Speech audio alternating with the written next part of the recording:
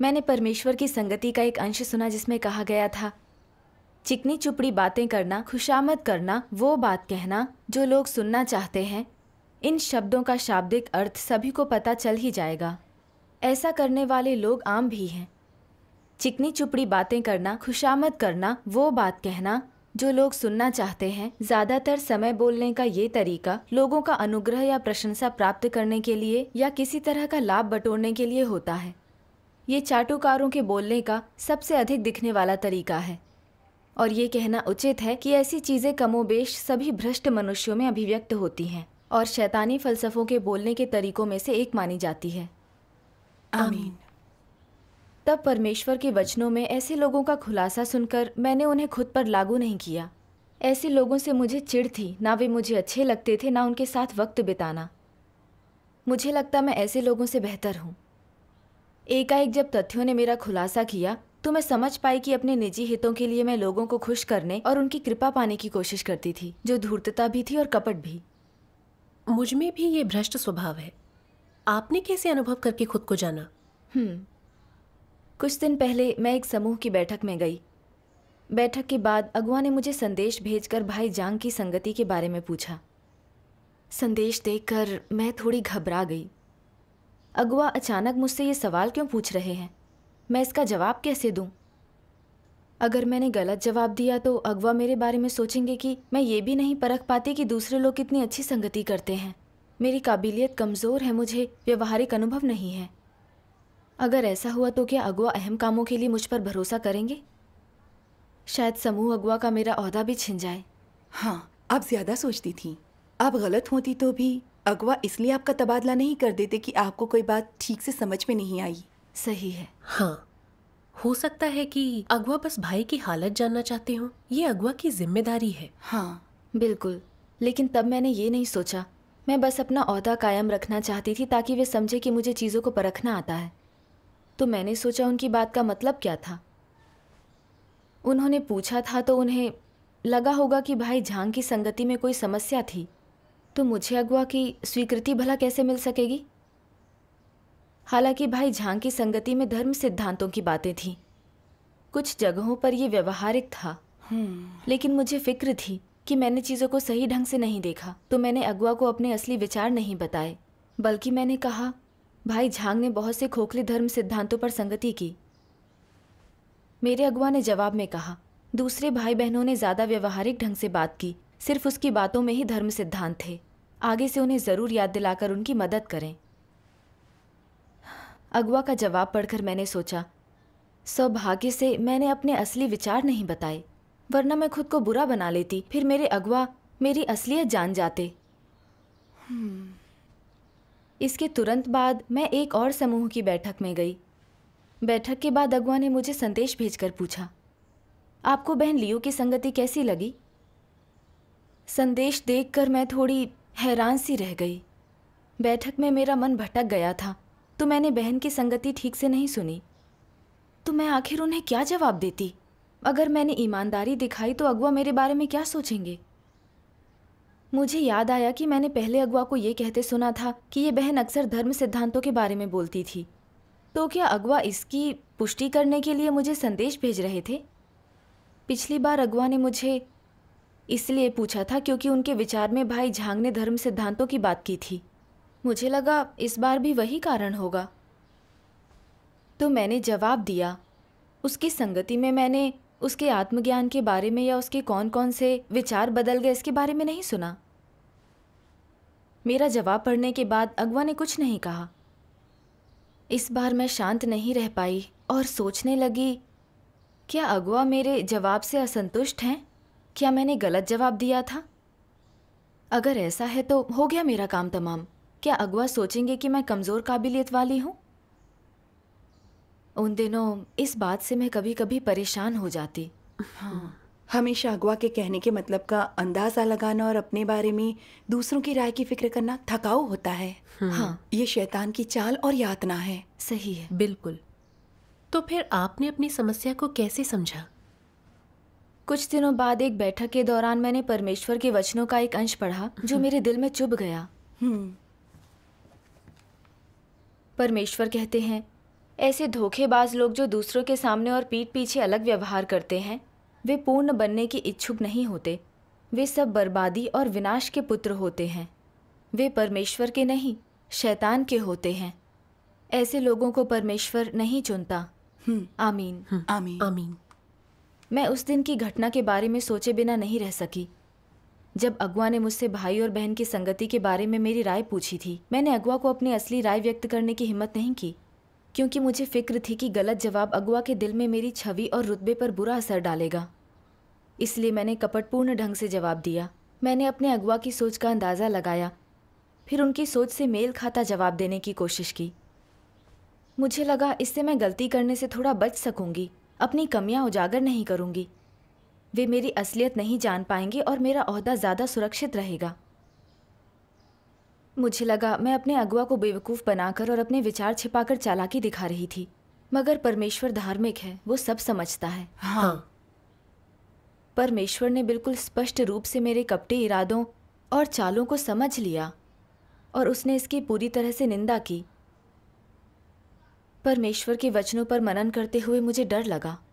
सोचने लगी, मेरी सोच इतनी दुष्ट, घिनौनी और बेशर्म कैसे हो सकती है। और मुझे याद आया कि परमेश्वर ने मसीह विरोधियों के ये लक्षण बताए। खुशामद करना, वो बात कहना जो लोग सुनना चाहते हैं। फिर मैंने परमेश्वर के कुछ वचन पढ़े।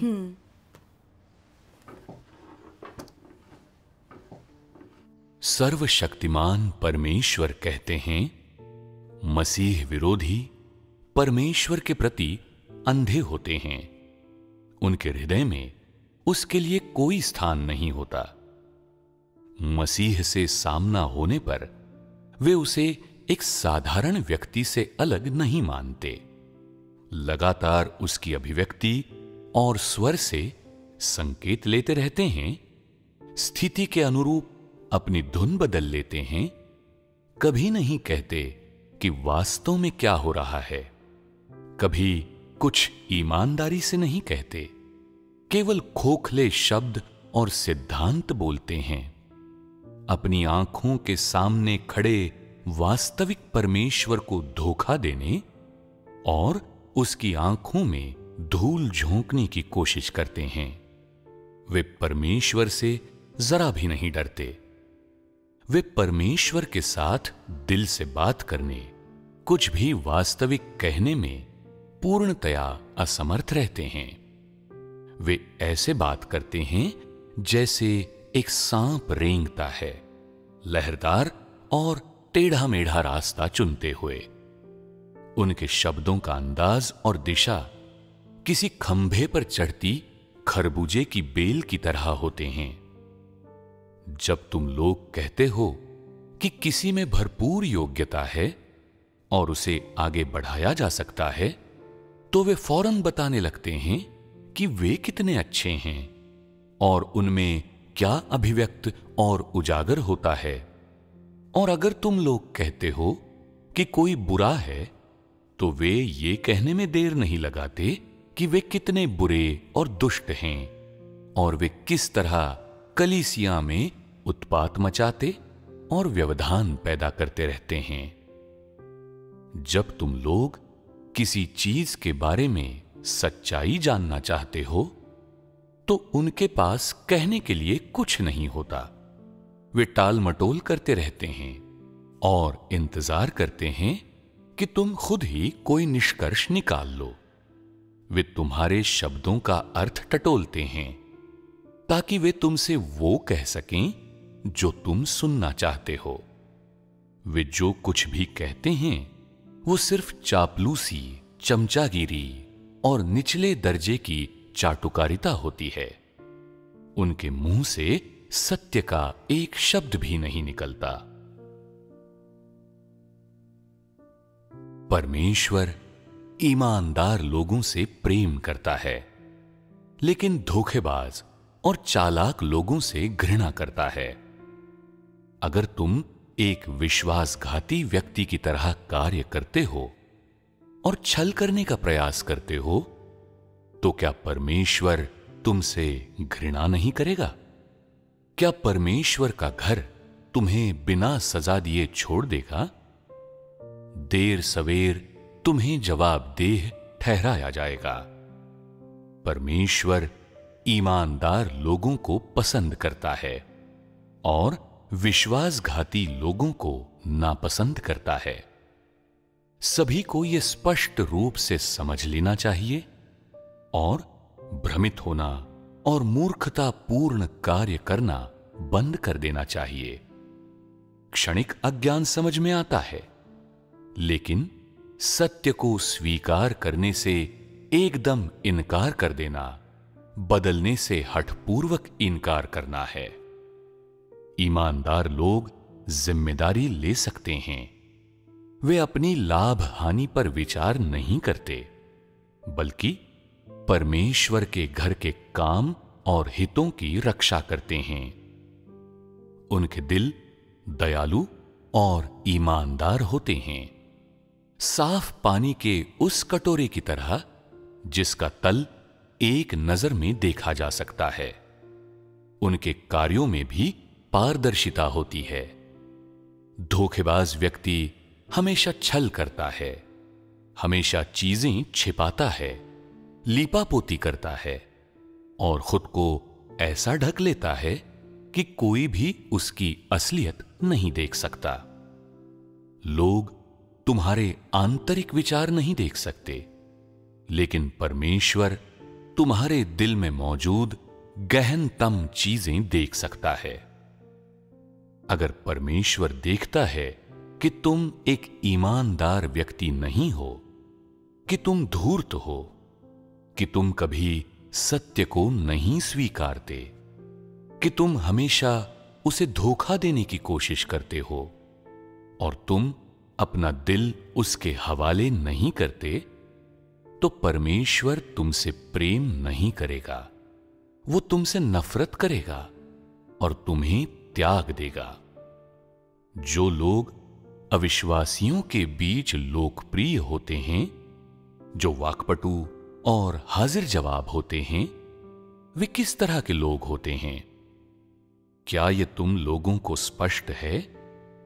उनका सार कैसा होता है? कहा जा सकता है कि वे सभी असाधारण रूप से शातिर होते हैं। वे सब अत्यंत धूर्त और लिजलिजे होते हैं। वे असली दुष्ट शैतान होते हैं। क्या परमेश्वर ऐसे लोगों को बचा सकता है? परमेश्वर शैतानों से सबसे ज्यादा नफरत करता है। वे लोग जो चालबाज और कपटी होते हैं। परमेश्वर ऐसे लोगों को कभी नहीं बचाएगा। इसलिए तुम कुछ भी करो, पर तुम्हें इस तरह का व्यक्ति नहीं होना चाहिए। जो हमेशा सतर्क रहते हैं और बहुत सोच समझकर बोलते हैं, जो देखते हैं कि हवा किस तरफ बह रही है और अपने मामले छल कपट से संभालते हैं, मैं कहता हूं परमेश्वर ऐसे लोगों से सबसे ज्यादा नफरत करता है। इस तरह के लोगों के लिए छुटकारे की कोई आशा नहीं होती। जब लोग चालबाज और कपटी होते हैं, तो वे कितना ही मीठा क्यों न बोलें, ये छल भरे झूठ ही होते हैं। उनके शब्द जितने मीठे होते हैं, वे उतने ही बड़े दुष्ट शैतान होते हैं। इसलिए वे बिल्कुल उस किस्म के लोग होते हैं जिनसे परमेश्वर सबसे ज्यादा घृणा करता है। तुम लोग क्या कहते हो? जो लोग चालबाज होते हैं, झूठ बोलने में माहिर होते हैं, मीठा मीठा बोलते हैं, क्या वे पवित्र आत्मा का कार्य प्राप्त कर सकते हैं? क्या वे पवित्र आत्मा का प्रकाश और प्रबुद्धता प्राप्त कर सकते हैं? बिल्कुल नहीं। चालबाज और कपटी लोगों के प्रति परमेश्वर का रवैया क्या होता है? वो उन्हें तिरस्कृत कर देता है। वो उन्हें दरकिनार करके उनकी तरफ ध्यान तक नहीं देता। वो उन्हें पशुओं की श्रेणी का मानता है। परमेश्वर की नजरों में ऐसे सभी लोग सिर्फ मनुष्य की खाल पहने होते हैं और सार में वे दुष्ट शैतान की श्रेणी के होते हैं। वे चलती फिरती लाशों की तरह हैं और परमेश्वर उन्हें कभी भी नहीं बचाएगा। आमीन। परमेश्वर के वचनों से मैंने समझा कि मसीह विरोधियों का दुष्ट स्वभाव होता है। अपने लक्ष्यों के लिए मसीह की मौजूदगी में भी वे चापलूसी करके देखते हैं कि हवा का रुख किस ओर है। उन्हें लगता है कि मसीह उनके चालों को नहीं समझेगा, वे उसके साथ छल कर सकेंगे। इसलिए वे परमेश्वर से छल करने, उसका इस्तेमाल करने, उससे इंसान की तरह पेश आने की हिम्मत करते हैं। परमेश्वर के प्रति उनका रवैया गुस्सा दिलाने वाला और घिनौना होता है। हालांकि मैं मसीह से सीधे संपर्क में नहीं थी, मैंने जो स्वभाव दिखाया वो मसीह विरोधी जैसा ही था। दरअसल अगवा का भाई और बहन की संगति के बारे में मेरी राय पूछना बहुत आम सवाल था और मैं अपने मन की बात कह सकती थी, लेकिन मैंने चीज़ों को उलझा दिया।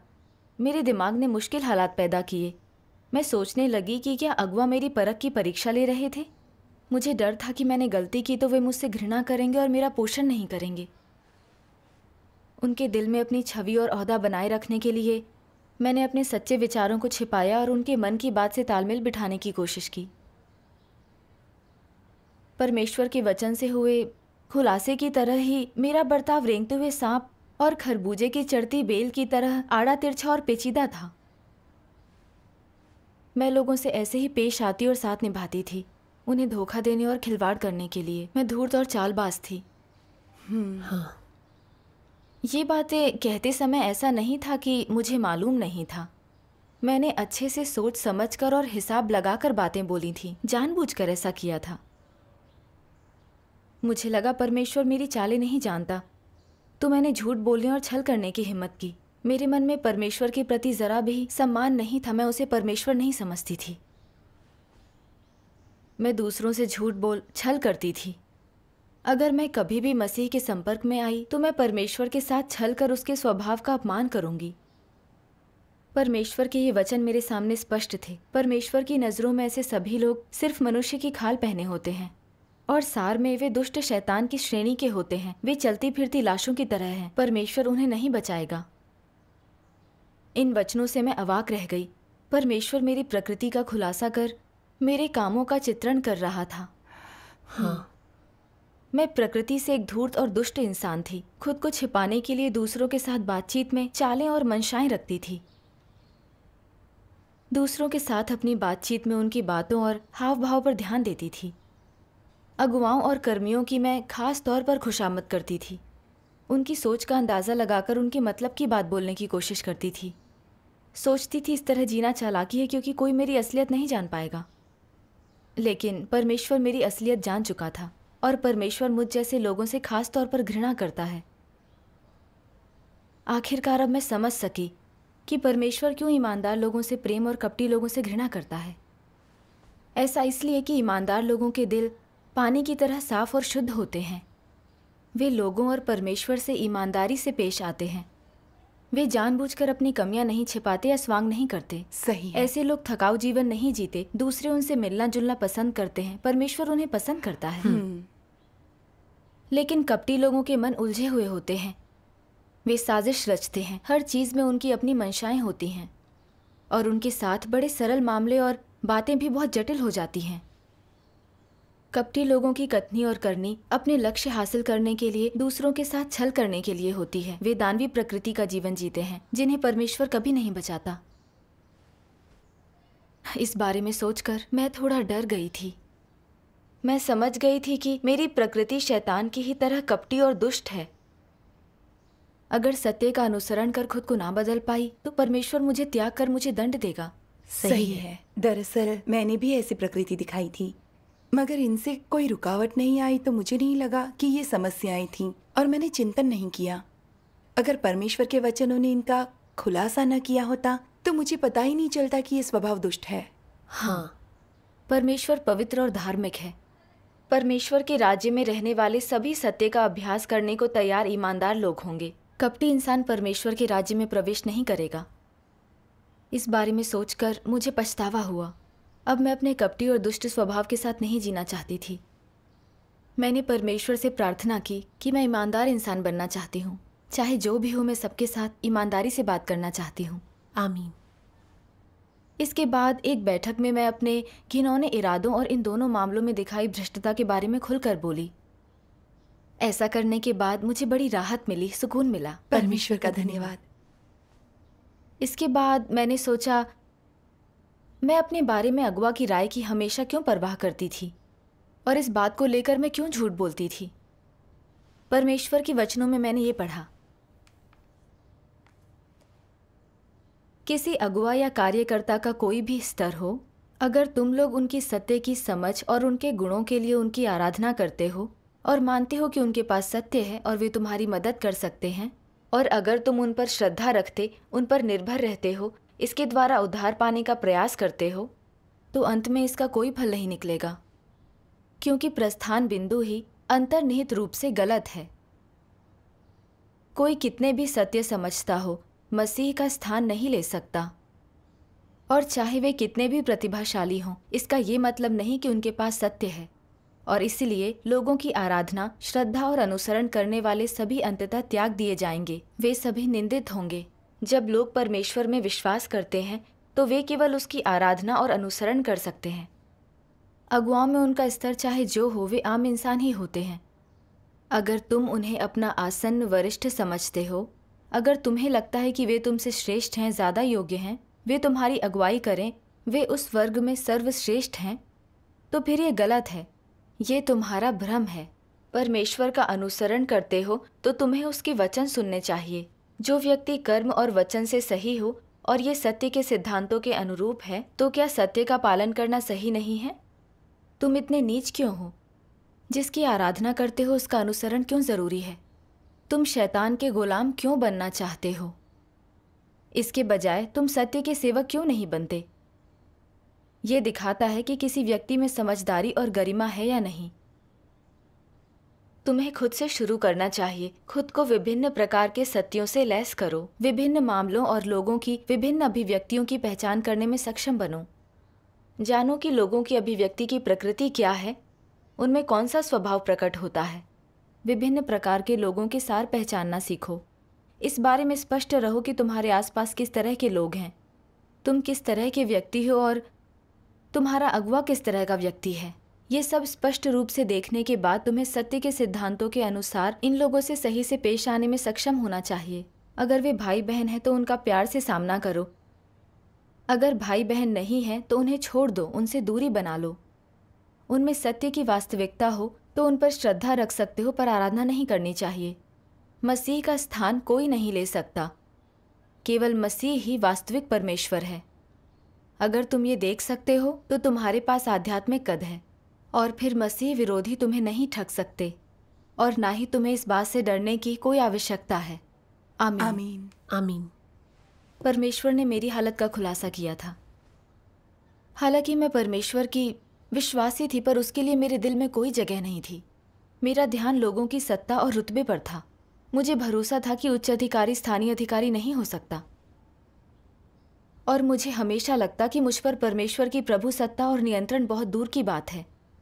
मानो कि मेरे सामने वाला अगुवा ही मेरे सारे फैसले लेता है। क्या मेरी कद्र होगी? क्या मुझे पोषण दिया जाएगा? क्या मैं अपना कर्तव्य निभा भी पाऊंगी? ये सब अगुवा की बातों पर निर्भर करते हैं। तो क्या ये अविश्वासियों का नजरिया नहीं है? अपने अगुवाओं की सराहना हासिल करने और अपने ओहदे और नौकरी को बचाए रखने के लिए अविश्वासी पालतू कुत्तों की तरह हर चीज में अपने अगुवाओं को खुश करते हैं, मानो उनका कोई चरित्र या कोई गरिमा ही ना हो। उनमें और मुझ में क्या फर्क था? अगुवा की सराहना पाने और अपना रुतबा कायम रखने के लिए मैं उन्हें खुश करना चाहती थी। उनकी पसंद का अंदाज़ा लगाने की भरसक कोशिश करती थी। मैं हवा का रुख देखकर काम करने वाली धूर्त बन गई थी। अपने निजी हितों के लिए मैंने अपनी इंसानी गरिमा खो दी और पूरी तरह से अमानवीय बन गई। दरअसल अविश्वासियों की दुनिया के विपरीत परमेश्वर के घर में लोगों को चुनने और उनका पोषण करने के सिद्धांत हैं। हाँ। अविश्वासी मानते हैं खुशामदी और चापलूसी के बिना कोई कुछ नहीं कर पाता। वे वरिष्ठों के तलवे चाट सकते हैं, तो असली प्रतिभा के बिना भी वे कृपा पात्र बनकर तरक्की पा सकते हैं। लेकिन परमेश्वर के घर की बात अलग है, उसमें सत्य का राज है। लोगों का चयन और पोषण सत्य के सिद्धांतों के आधार पर होता है। अगर आप नेक इंसान हैं, सत्य को स्वीकार सकते हैं, आप परमेश्वर के घर के हितों की रक्षा कर सकते हैं, तो भले ही आपकी काबिलियत कमजोर हो, इससे फर्क नहीं पड़ता। हाँ। कलीसिया सबके लिए सही कर्तव्य की व्यवस्था करती है। हाँ। अगर आपका चरित्र बुरा है, आप चालें चलते हैं, सत्य का अनुसरण नहीं करते, तो अगुआ के कृपा पात्र बनकर आपको कोई अहम भूमिका नहीं मिलेगी। एक बार भाई बहनों ने आपको परख कर समझ लिया तो आपसे घृणा कर ठुकरा देंगे। सही है। कुछ झूठे अगुआ और मसीह विरोधी सिद्धांतों के विरुद्ध जाकर चापलूसी करने वालों की तरक्की कर भी दें तो देर सवेर उनका खुलासा हो जाएगा। परमेश्वर के घर में वो पैर नहीं जमा सकते। बिल्कुल। ये समझ लेने के बाद मुझे अब ये फिक्र नहीं रही कि अगुआ मुझे किस नज़र से देखते हैं। इससे फर्क नहीं पड़ता कि लोग मेरे बारे में क्या सोचते हैं। क्या मैं कर्तव्य पर कायम रह सकूंगी, ये इस पर निर्भर है कि क्या मैं सत्य का अनुसरण कर कर्तव्य निभाती हूँ। अब मुझे बस अपना कर्तव्य अच्छे ढंग से निभाने और अपनी मुश्किलें हल करने के लिए अपने कर्तव्य में सत्य खोजने पर ध्यान देना चाहिए। मुझे ऐसे ही अभ्यास करना चाहिए, यही मेरी असली जिम्मेदारी है। हाँ। इसके बाद परमेश्वर के वचन में मैंने अभ्यास का मार्ग खोजा और मुझे ये अंश मिला। मैं पढ़ूं? जरूर। तुम जानते हो कि परमेश्वर उनसे घृणा करता है जो खुशामद करते हैं, जो सुनना चाहते हो वो कहते हैं। तो लोगों को किन सिद्धांतों का पालन करना चाहिए? ईमानदार रहो। इसी सिद्धांत का परमेश्वर के साथ बातचीत करते समय पालन किया जाना चाहिए। परमेश्वर से चिकनी चुपड़ी बातें करने या उसकी खुशामद करने की आवश्यकता नहीं है। ईमानदार होना ही पर्याप्त है। और ईमानदार होने का क्या मतलब है? इसे अभ्यास में कैसे लाएं? बस कोई दिखावा किए बिना या कुछ छिपाए बिना या कोई रहस्य रखे बिना परमेश्वर के सामने खुलना, परमेश्वर से सच्चे दिल से मिलना और बिना किसी छल या बिना किसी फरेब के स्पष्टवादी होना, यह सही है। ईमानदार होने के लिए तुम लोगों को पहले अपनी निजी इच्छाओं को एक तरफ रखना होगा, यह ध्यान देने की बजाय कि परमेश्वर तुम्हारे साथ किस तरह का व्यवहार करता है। जो कुछ तुम्हारे दिल में है वह कह दो और इस बात की चिंता न करो कि तुम्हारे शब्दों का क्या परिणाम होगा। जो सोच रहे हो वो कह दो, मंशाओं को एक तरफ रख दो। बस किसी मकसद के लिए शब्दों को मत कहो। व्यक्तिगत इरादे होने पर तुम हमेशा यह सोचते हुए तोलकर बातें करते हो कि मुझे इस बारे में बात करनी चाहिए, उस बारे में नहीं। मैं जो कहता हूँ उसके बारे में सावधान रहना चाहिए। मैं इसे उस तरह कहूँगा जिससे मुझे फायदा हो और जो मेरी कमियां ढक दे, और ये परमेश्वर पर हमेशा अच्छा प्रभाव छोड़ेगा। क्या तुम्हारे पास प्रेरणाएं नहीं हैं? मुंह खोलने से पहले तुम्हारा दिमाग कुटिल विचारों से भरा होता है। तुम जो कहना चाहते हो उसे कई बार संशोधित करते हो, जिससे जब शब्द तुम्हारे मुंह से निकलते हैं तो वे शुद्ध और वास्तविक नहीं होते और उनमें तुम्हारे अपने इरादे और शैतान के षड्यंत्र शामिल होते हैं। ईमानदार होने का मतलब यह नहीं है। यह क्या है? इसे कहते हैं बुरे इरादे, कुटिल प्रयोजन। हमेशा दूसरों के चेहरे के भावों, उनकी आंखों के रुख के अनुसार बोलते हो। चेहरे पर अच्छे भाव हो तो तुम बोलते जाते हो, नहीं तो बात दबा लेते हो, कुछ नहीं कहते। अगर उनकी आंखों का रुख खराब हो, मानो वे जो सुन रहे हैं उन्हें वह पसंद नहीं, तो तुम इसके बारे में सोचते हो और मन में कहते हो, ठीक है, मैं कुछ ऐसा कहूँगा जो तुम्हें रुचिकर लगे और जो तुम्हें मेरे अनुकूल बना दे। क्या ये ईमानदार होना है? ये ईमानदार होना नहीं है। आमीन। आमीन। एक और अंश भी है। परमेश्वर कहते हैं परमेश्वर उन्हें पसंद नहीं करता जो खुशामद करते हैं। वो कहते हैं जो लोग सुनना चाहते हैं। तो परमेश्वर किन्हें पसंद करता है? परमेश्वर लोगों द्वारा कैसी संगति पसंद करता है? परमेश्वर उन्हें पसंद करता है जो ईमानदार और स्पष्टवादी होते हैं। वो नहीं चाहता कि तुम उसे पढ़ो या उसे संकेत ग्रहण करो। वो चाहता है कि तुम खरे बनो और ईमानदार रहो। वो नहीं चाहता कि तुम कुछ छिपाओ या अपने दिल में कोई ढोंग या दिखावा करो। वो चाहता है कि बाहर वही हो जो तुम्हारे दिल में है। आमीन। आमीन। परमेश्वर के वचन अभ्यास के मार्ग को बहुत स्पष्ट कर देते हैं। हाँ। परमेश्वर और लोगों के साथ बातचीत में आपको बेबाक और ईमानदार होना चाहिए। आपको सत्ता के काबू में नहीं होना चाहिए। निजी मंशाएं नहीं रखनी चाहिए। परमेश्वर की जांच स्वीकार कर ईमानदार बनना चाहिए। बिल्कुल। आमीन। परमेश्वर के वचनों के अंश को पढ़कर मुझे प्रभु यीशु का पतरस से पूछा यह प्रश्न याद आया, शमौन योना के पुत्र, क्या तूने कभी मुझसे प्रेम किया है? पतरस ने सच्चाई से जवाब दिया, प्रभु, मैंने एक बार स्वर्गिक पिता से प्रेम किया था, किंतु मैंने तुझसे कभी प्रेम नहीं किया। पतरस सच्चा और ईमानदार था। उसने ये नहीं सोचा कि प्रभु यीशु को कैसे खुश करूं।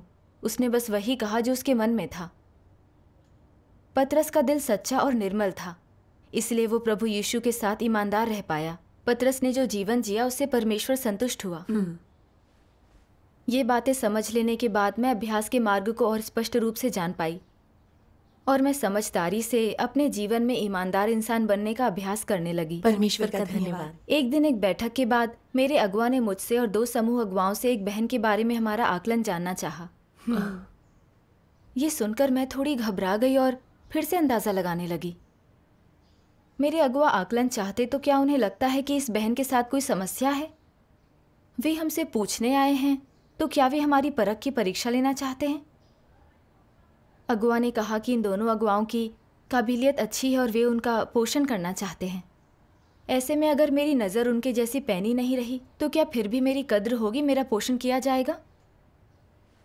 तभी मुझे एहसास हुआ कि मैं फिर से अंदाज़ा लगाकर छल करने वाली थी। मैंने परमेश्वर के वचनों को याद किया।